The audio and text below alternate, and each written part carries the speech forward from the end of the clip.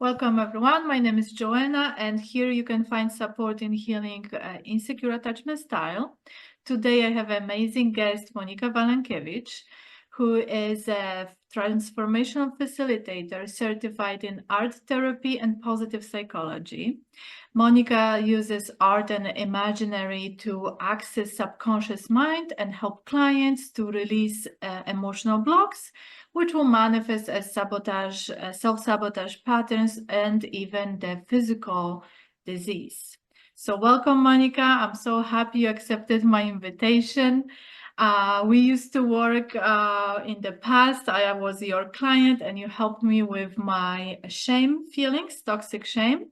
So I'm really happy that today you will share with us tips and tools and processes related to repetitive negative patterns which we struggle in our lives. So welcome and thank you for accepting my invitation. Well, thank you so much for having me. And yes, I am just very excited to be part of it. And I am just so happy that you have enjoyed the process. And yes, we do have some background and we used to work together. So I feel it's going to be a very interesting exchange. So again, thank you so much. Thank you, because I really want to, on this channel, help people who struggle with repetitive, emotional, mental, behavioral patterns coming from wounds from the childhood, from experiences in life, right? So I know that art really helped me to release my emotions, feelings around shame.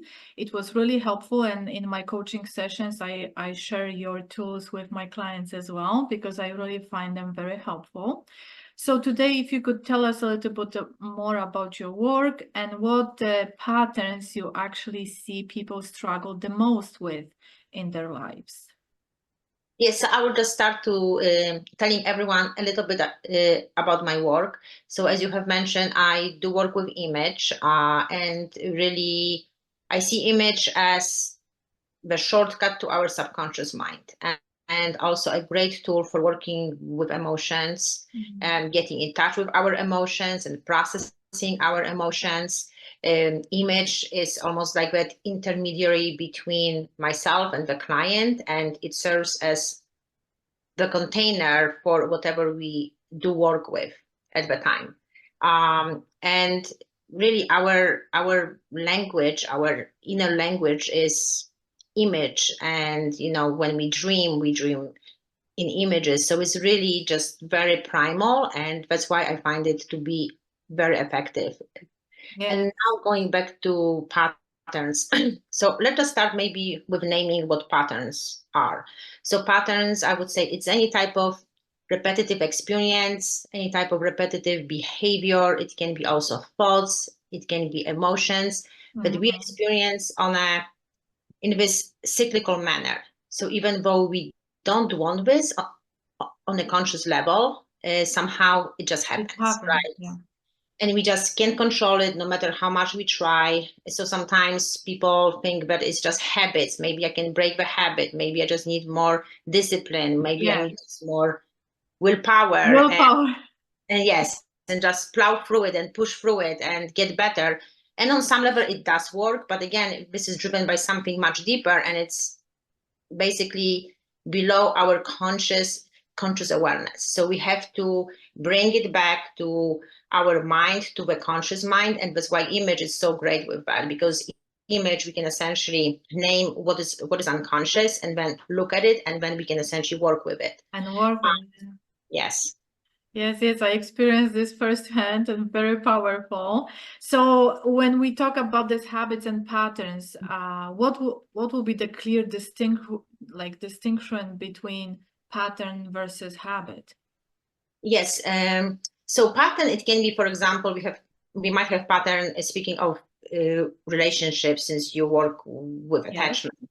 So oftentimes we have patterns of essentially engaging in relationships with people who are unsafe to us on some level. So it can be people who are unavailable, who make us feel unwanted, people who make us maybe earn, their love, people who are abandoning, rejecting. So essentially we repeat the same pattern over and over again, no matter how much we try not to do it.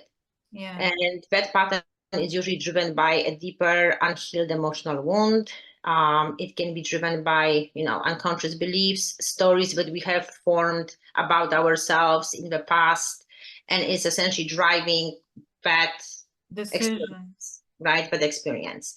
On the other hand, habit, it's behavior. So I would say that habits are expression of patterns, right? It's almost like a symptom of that pattern. So we might behave in a certain way. We might behave in such a way that we are attracting this type of person because they can sense that we are exactly the type of person who can engage in the dance with them, right? So this is like the surface level, it's behavior. On the other hand, patterns, then there's going to be so much attached to those patterns. It's going to be thoughts, it's going to be emotions, how we feel, how we think, what we do. If we are maybe in a relationship that's one-sided, we are going to probably ramp up our behaviors about people pleasing and denying our needs and making everything we can to make that work. But by doing so, we are essentially pulling ourselves back and deeper into this pattern, right? Into that essentially cycle. So the distinction, I would say, patterns are expression of wounds, emotional wounds, of adverse experiences from our past, versus habits are an expression of that pattern.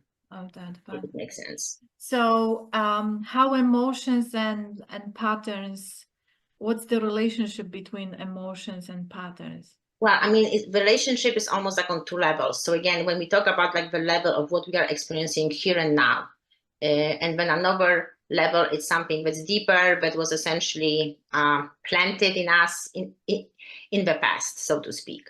So let us focus on the first level, which is here and now. So usually if we are engaged in some sort of pattern, so we just gave example of pattern of engaging in relationships. It can be pattern of always losing money. It can be pattern of never starting a project that we really want to do, or self-sabotaging. I think self-sabotage just across the board is a huge pattern that I see with my clients. It can be self-sabotaging in any area of life.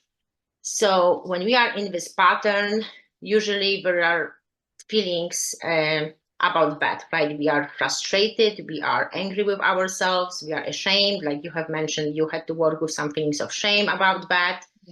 And then also another layer to it is that there is always some sort of internal conflict. So there is part of us that really wants to break it and be free of it. And there is another part that's kind of pulling us back. So we have this conflict. So there is this lack of peace, anxiety, and that inner struggle.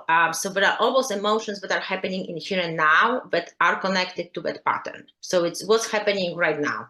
So I usually start to work on that level first before we go deeper and we start to uncover what is driving that pattern, what put it in place in the first place. And then we are getting down to those emotions from the past. And those emotions from the past, they usually come and show up in the present as well.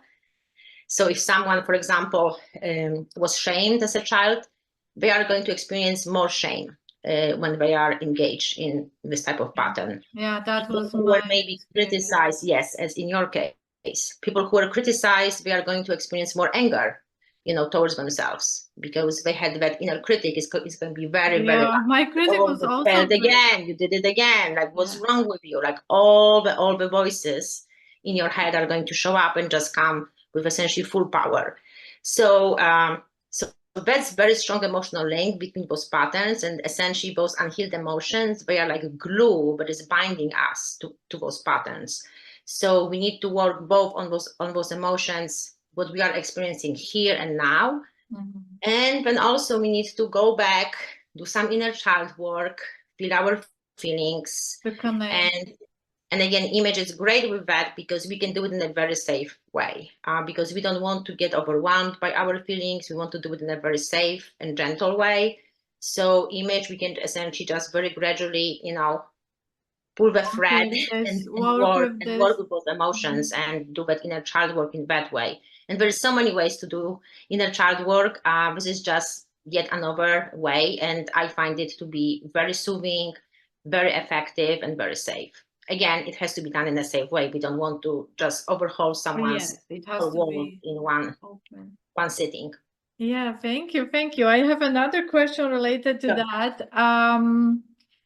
So, what are the other patterns you see people struggle with? Oh, different patterns. Yeah. Oh, there's really so many people in this world.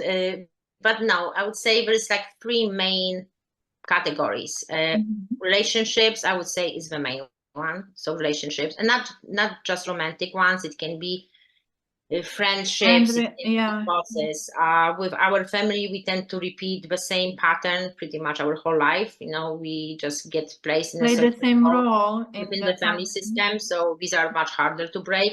But when we tend to, repeat those roles and place ourselves in those roles in our friendships, for example, people having a pattern of working always for the same type of boss, Yes, yes, that's right? true. Somehow it's and the boss is always somehow like their parent, Like a or parent, yeah. oftentimes, I shouldn't say always, but oftentimes, right? Yeah. So relationships, I would say, is the main area. Another one, it would be finances. There's lots of like financial, career, and so on, trying to make progress, trying to get ahead, start a business, start a side hustle, get a better job, get a raise. And when there's something that's stopping us from getting where we want to go. Okay. People who have their own business, having trouble maybe with managing their business and getting clients and things like that, which, we all struggle with those things to a certain extent. But if there's a specific pattern of, for example, always hiring people who are, somehow not fulfilling their duties, or somehow they are not communicating well, again, seeing those patterns, right? Like Yes, this it's is, very important to start paying attention to this. This is how I got into this career and coaching, because I've noticed that I attract the same type of relationships, like different faces, the same experience. And yes. I was like, I have to stop doing this. So that's why I started looking for that help. But when I found you, I was really working on that shame coming up. And I, as a coach, I work with people with fearful avoidant attachment style because that was mine.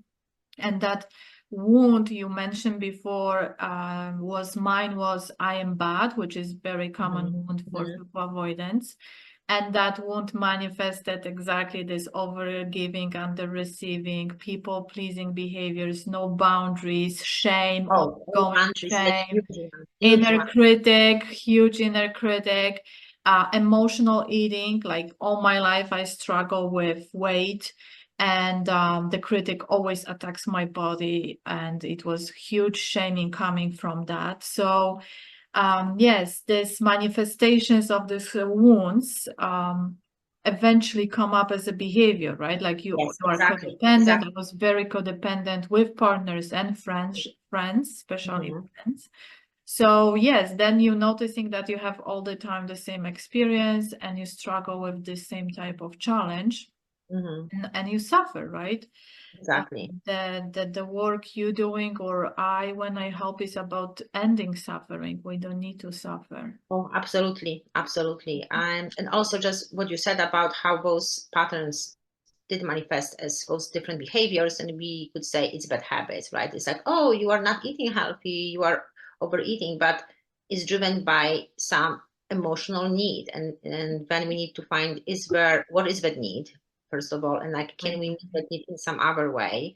And again, just kind of backtrack and see essentially where it's coming from. And just to add to patterns, most common ones, another area is self-sabotage.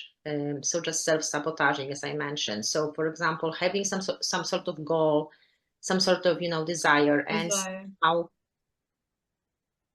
not taking action, or taking action that is not yielding the, progress and the results, giving up before we start. And I see it a lot. It's like, I would really like to do X, Y, and Z, and somehow I can't myself to start. Like everything else is taking precedence.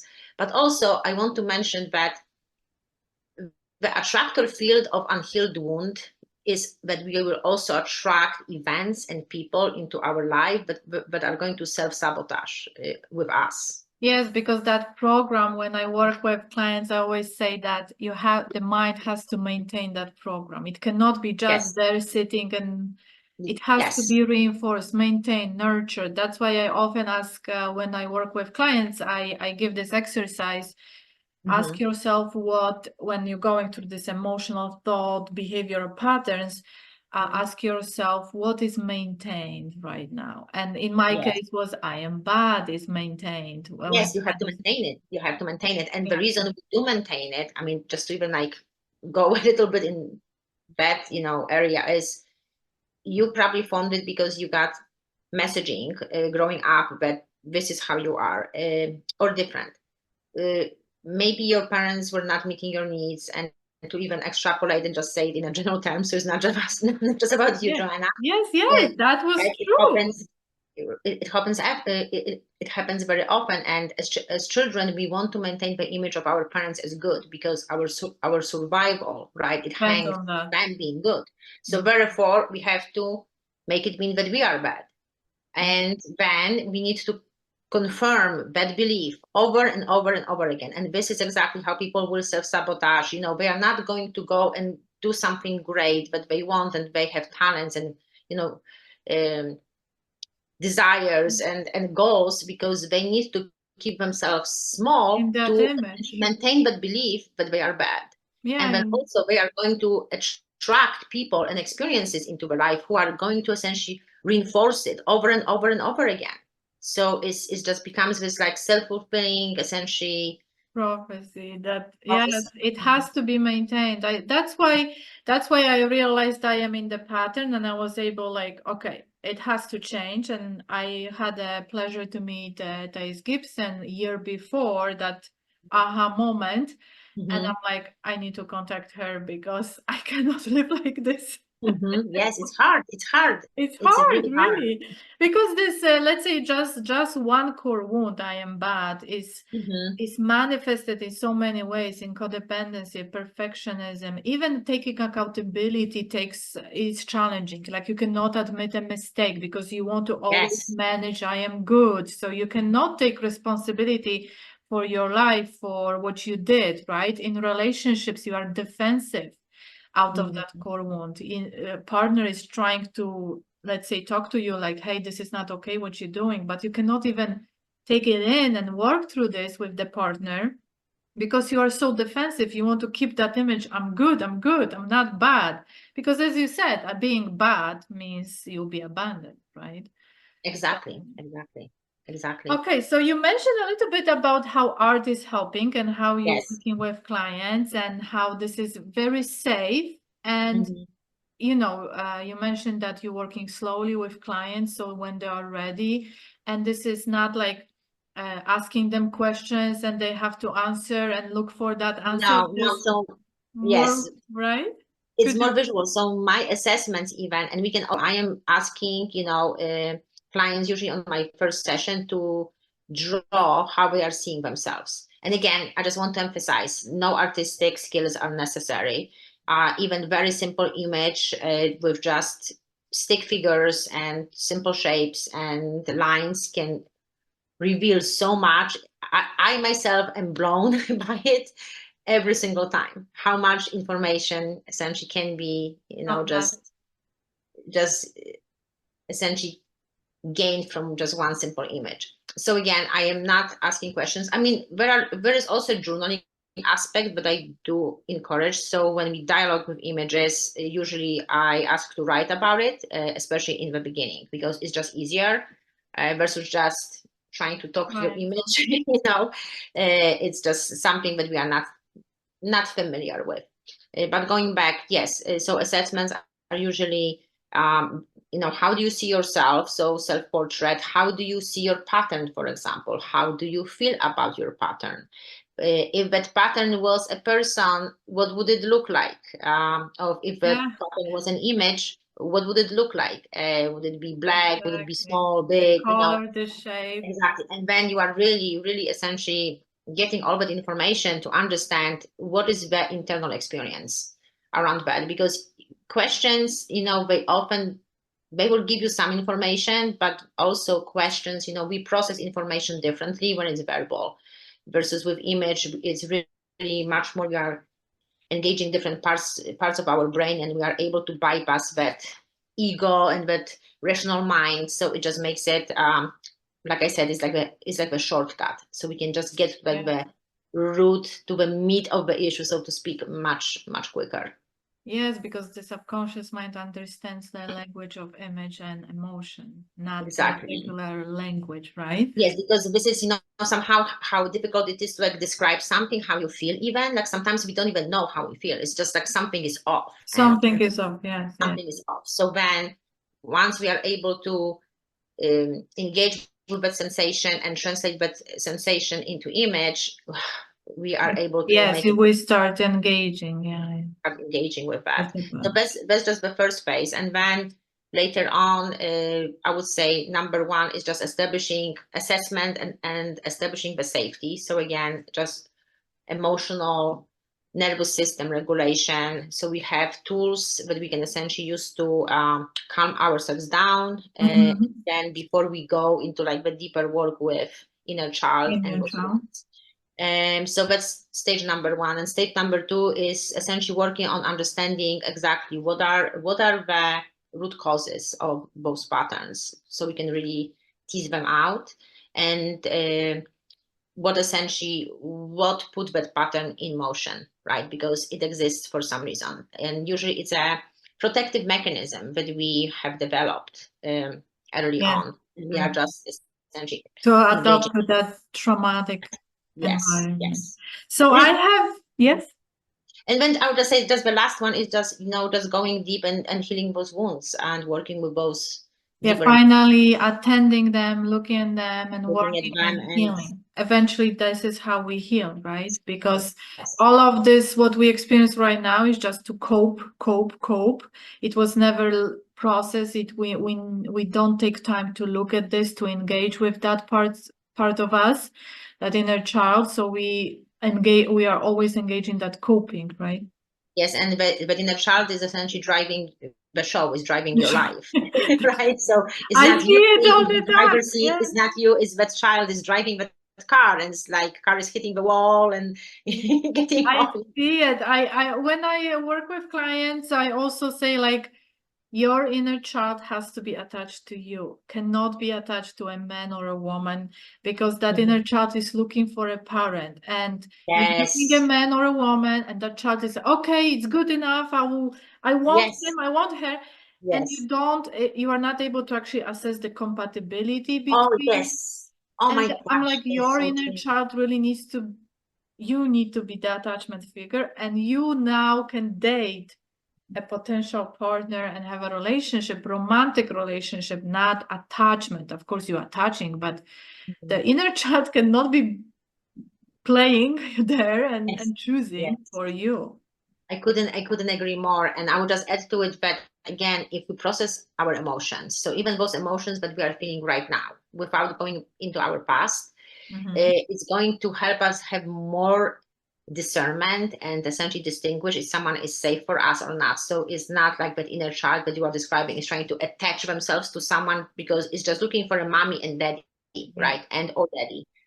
So those emotions are essentially driving us. So even if we just work through the emotions that we are feeling right now, we are going to engage more with a GPS, with our intuition that we have inside of us, versus just allowing, those past experiences essentially influence us to the point that we are just doing something that we just don't want to do. But then we are too attached to break the pattern. And yes, and that's why we have the same type of experiences.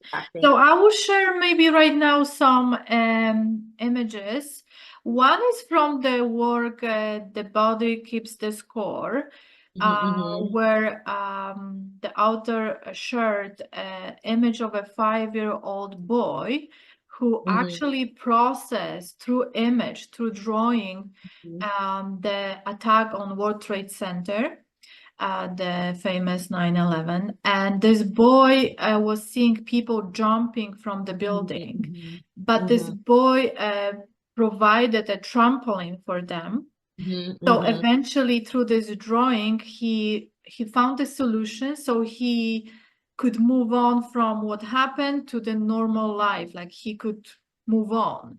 The trauma didn't affected him so much because he was able to provided the solution for these people jumping, right? So this is the power of image. Exactly. So just to interrupt you because I'm so excited to jump in when you mentioned that he essentially was able to solve, right? To solve what was very distressing to him just by using image. So that's the power of image, because we can create the world, the better world for us, right? We can create a better world for our inner child just using image, just to solve those problems and to give that inner child what it needed at the time, but it didn't get. And then our brain, again, how it's going to process that, it's going to understand that that actually happened. It took place. So it's going to, in many ways, heal that wound. And I'm not saying that it happens the very first time, but sometimes it does if it's not something very serious So and deep. sometimes it did, for me, the feeling of shame was as a sharp, like some kind of knives coming into me. And I just transformed this, like I become a cloud, and basically these sharp knives couldn't like stab me because the cloud, I was a cloud, and it was just one moment, but I'm like, yeah, the shame is just going through me. And yes, because it's a very symbolic way of solving a problem on a very symbolic. Yes, so that just happened when I was in the process with you. So later in the end, we will share all the links how to find you in your processes. And you also have that beautiful process, which I share with my clients as well, the safe space. I personally also have an image of a safe place for my child, and I really recommend this to do for anyone who starts working with wounds, with patterns, with attachment style, because every insecure attachment style comes from childhood wounds, right? I just wanted to express emotions through color and through shape, and my favorite shape is heart. So I remember some time ago, I was just wanting to express emotions, what was going on, and that healing. There's this gold, I also love gold, is the sign of like clearing force, healing force coming from the heart. So it was just me using your tools to process my own emotions. And it was still the emotion of shame, but you had mentioned this was a specific example, or were you processing something else here? That was something else. The shame, I couldn't find that drawing, but it was just the knives, like sharp. Oh. Okay, so I'll stop sharing. So I have another question to you. What helpful tips or habits or processes would you recommend to a person who actually is ready to end this negative repetitive patterns in their lives? Like, what would you recommend? Yes, so I think to start with, I would say having self-compassion is number one. So before I even give any specific tips about image making, just having self-compassion and understanding that it's part of human experience. We all really struggle with it, and the degree differs from person to person depending on their individual experiences. But ultimately, we all struggle with that. With self-compassion. Yes. So having that self-compassion versus beating yourself up, I think is number one. So quieting that inner critic a little bit. For image work, I would recommend creating an image of that inner critic and having a dialogue with it. So I didn't do that. I have to try. asking questions like, why are you here? What is the message that you have for me?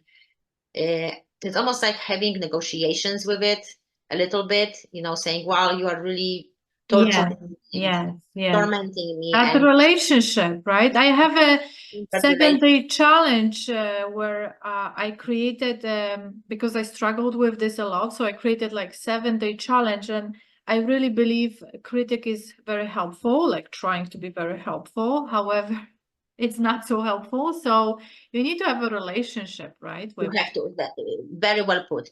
So what we want to have that relationship. That's why the self-compassion is the first step, because this is you essentially extend that self-compassion to yourself, and then establishing that relationship with that inner critic, because it's very most likely to protect you. It's trying to prevent something bad from happening, because this is what it has learned in the past. And that's why dialoguing with images, it's very effective, right? Because first we will express it, what that critic feels like, what does it look like in my eyes, my mind's eye. Yeah. And then what does it feel like when I yes. So making an image of what that critic feels like to you and what it looks like to you is very powerful. And then engaging in asking questions and dialogue. So just asking questions and writing them down. And you might say, this is what I imagine, but it's still very valid and very powerful. And it really works when you have that back and forth between you and that image. So again, if that image was a person, what would it say to you? So essentially just to personify those feelings of the self-criticism. Okay, thank you. And I will have to try as well to, I never draw my inner critic out. Well, even more powerful is when you create a 3D. So making a sculpture of inner critic. So just you can get clay at our supply store. Yes, to actually 3D. And then making an actual 3D representation of an inner critic, it really brings it to life. And then you really feel. What if you need at least like 2 meters of clay? Well, when it tells you something as well, it's a message. When you learn something about yourself, if that critic is so huge and so overpowering, so big, it's just additional message, additional information for you. Yes, I think I will need at least 2 meters of of clay. No, I love my inner critic. We have good relationship. Mostly is silent. But not everyone has this, I am very emotional person. I always felt emotions, mostly other people than mine. But also I was going through a lot of emotions, intense emotions like anger, especially anger, frustration, and sadness, deep sadness. But not everyone has this experience. And I meet clients who tell me like, I don't feel anything. Yes. So is there anything you can recommend for those of us who actually feel that numbness in the body? Yes, so that's very common. It's just another protective mechanism. If there was too much to handle and too much to feel, then this mechanism will show up when it just essentially numbs us down, so we can't feel anything, especially if we are also in a situation that might be stressful right now. Some people, they just overall feel like that, right, for extended periods of time. So what I would recommend first, to actually work with that feeling of numbness. As I said, we want to be very safe, so we don't want to try to suddenly get to deep emotions, which were essentially under the surface of that numbness, because again, it's there for a reason. So I would recommend engaging with that numbness in a very gentle way. So even creating an image of what that numbness feels like. And then again, maybe asking some gentle questions. And I would essentially thread very carefully here, because again, it's a strong, essentially protective layer, but it's there for a reason. So we want to be very, very gentle with that. But this is essentially like the buffer between us and the rest of the world, right? That numbness. So let's just, create some images. Make it more visible. Engage with it, establish, relationship, very similar to that inner critic work that we have described. Just engage with it. I would say that's the first step. And later I would actually recommend working with someone, because most likely there's you need that help, right? A lot that is stopped and repressed. Yes, I when I meet some of my clients, especially with dismissive avoidant attachment style, they operate on an intellectual level a lot. They understand the process, they understand the principles of the subconscious mind, everything. But when I try to say like, okay, so check your body and then it's like, oh, okay, no. It's very cut off. And also what you mentioned, body. So just getting more in tune with your body. So even very slight sensations, again, draw them, make an image of them. Because that's going to be this avenue step by step that you can start kind of paving that way towards yourself and to feeling your body. So because emotions, right, we feel them in our body. So even if someone is so intellectual, their body is still, you know, it holds all those emotions. It's just that they don't feel them. So even if there is a slight sensation, you know, make a drawing of it very quick. It can be literally 2 minutes, you know, just take a pen. It doesn't have to be anything special. And just, you know, is it buzzing? Is it tight? Is it, you know, and what does it anything but start working with this. People are afraid of or it. even if you don't feel anything in your body, just what does that feel? Not feeling anything. It's also a sensation, you know, not feeling anything.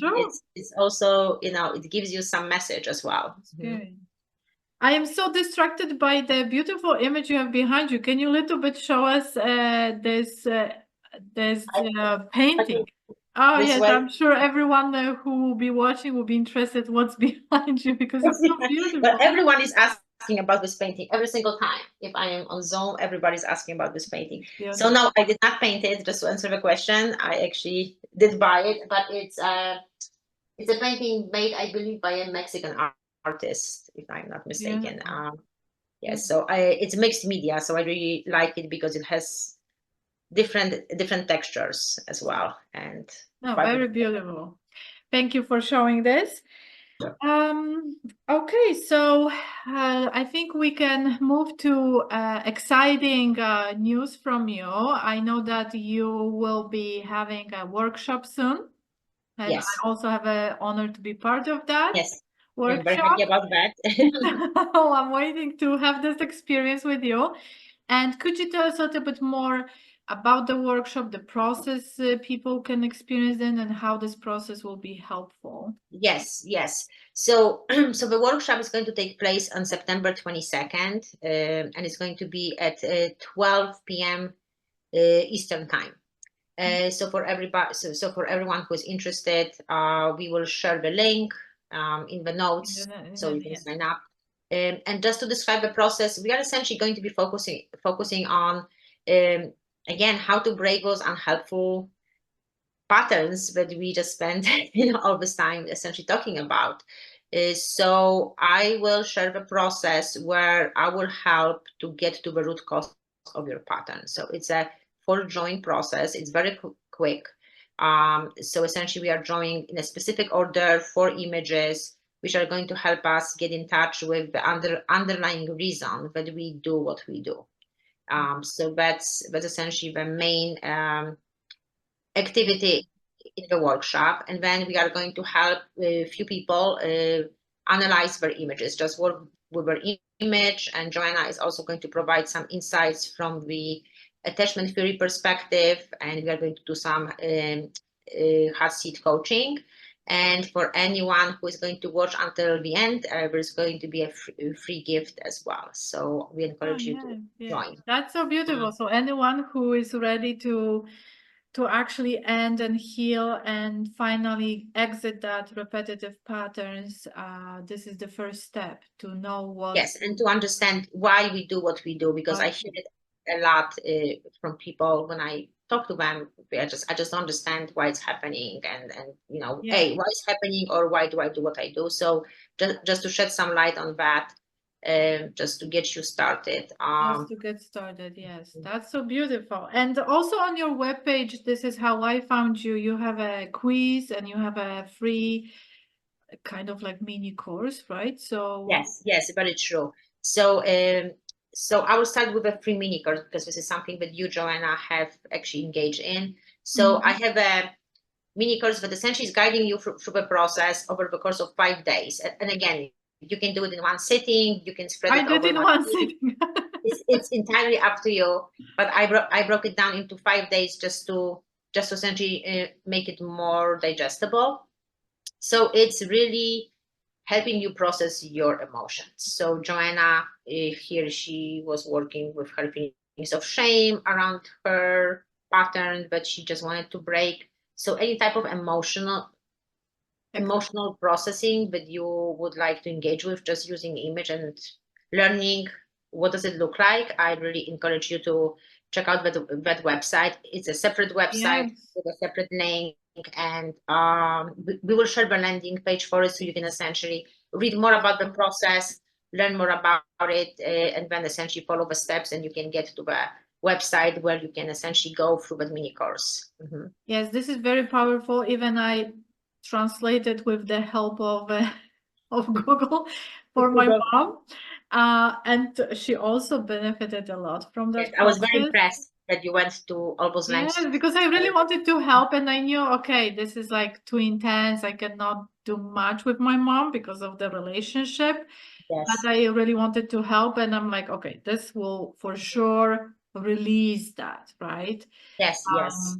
So and speaking of the quiz, you mentioned the quiz. So quiz, essentially similar to the workshop, is going to help you identify what potentially could be what type of wound maybe you have incurred in the past that is causing your patterns. So is helping you to uncover what's hidden in your subconscious mind. Of course, the quiz is just a series of questions that I'm asking, but also once you get the quiz results, I give tips, which are, I think I have like 3 or 5 tips per each type, but you can try some different exercises and just get started on your healing journey.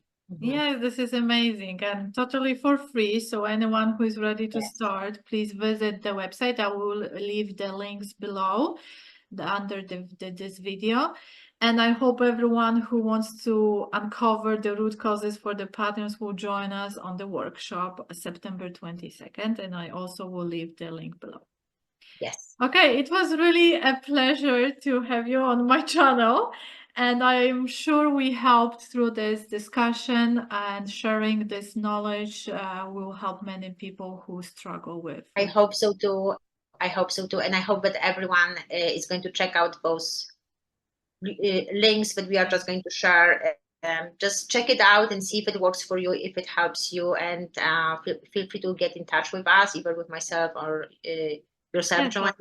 And I also hope to see everyone at the workshop. At the workshop, yes, it will be so exciting. I'm looking forward to experience this.